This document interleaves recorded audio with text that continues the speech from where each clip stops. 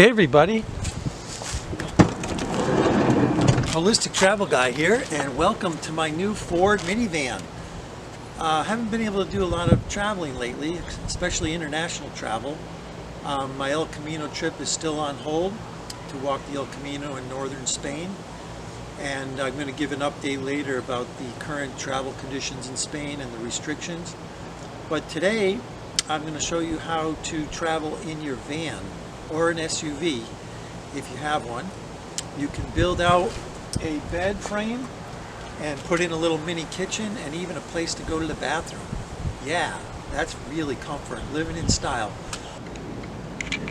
Hey everybody, welcome to Living in Your Van channel. How are you today? I'm going to teach you how to build out your van so that you can actually live in it. It's going to have a bed, a stove for cooking, a small sink for washing dishes and washing your hands, brushing your teeth, and it's even going to have a place to go to the bathroom. So part one is building the frame for the bed. Now as you can see, I've removed the back two seats from this van. It's an average size van. It's a Ford Windstar. I've done this before in a Dodge Caravan. I'm making this frame out of lightweight materials. As you can see, the frame is mostly 3/4 inch. This used to be a 1x6, but I cut it in half, so it's about 2.5, 2 3/4 each side of the frame. This is the right side I haven't built in yet.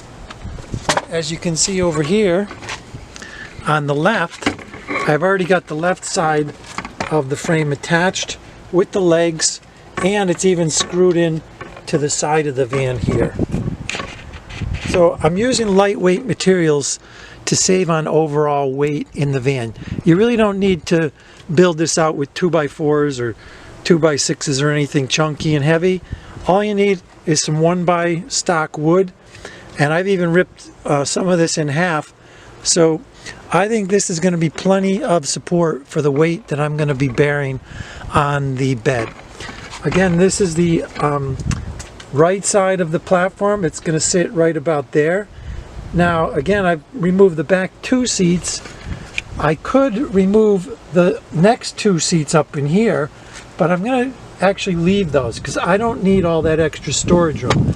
If you need all that storage room underneath your bed, then by all means you can remove all 4 of your seats in the back.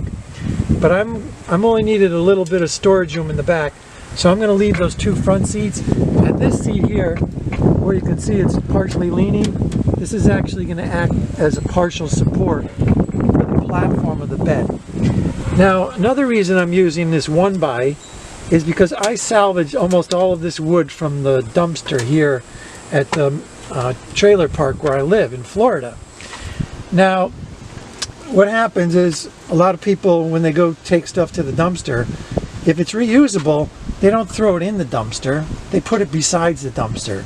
And then guys like me get to go and see and take a look at it and see if I can use it for something and then take it home. So I took all this wood home from the dumpster except for one piece, which I'm going to show you in the next video. So these are the cross pieces. They go, I'm going to screw these in like that, and I'm going to show you that in the next video. Again, this is a cross brace at 30 inches. I have a narrow mattress. It's actually not here, but I'll show it in one of the future videos. It's a narrow mattress at a friend's house in South Carolina. So I'm going to pick it up on my next road trip.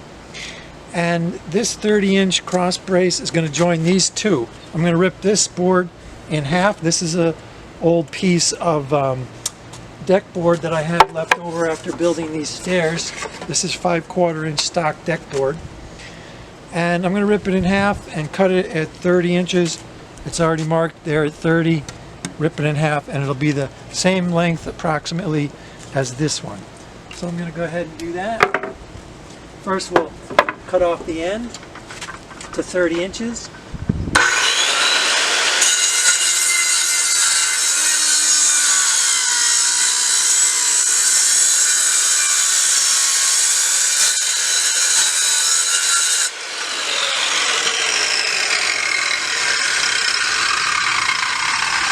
Okay, that looks like a pretty decent cut. Now we're going to rip it in half lengthwise. So we'll have 2 more boards for cross braces out of this. Always be careful when using power tools. Use safety glasses, double safety glasses if you got them, and headphones if you got them. I can't find my headphones today to protect your ears. So I'll rip half of this going this way. I don't have a table saw here in Florida, so I've got to rip it with this skill saw. And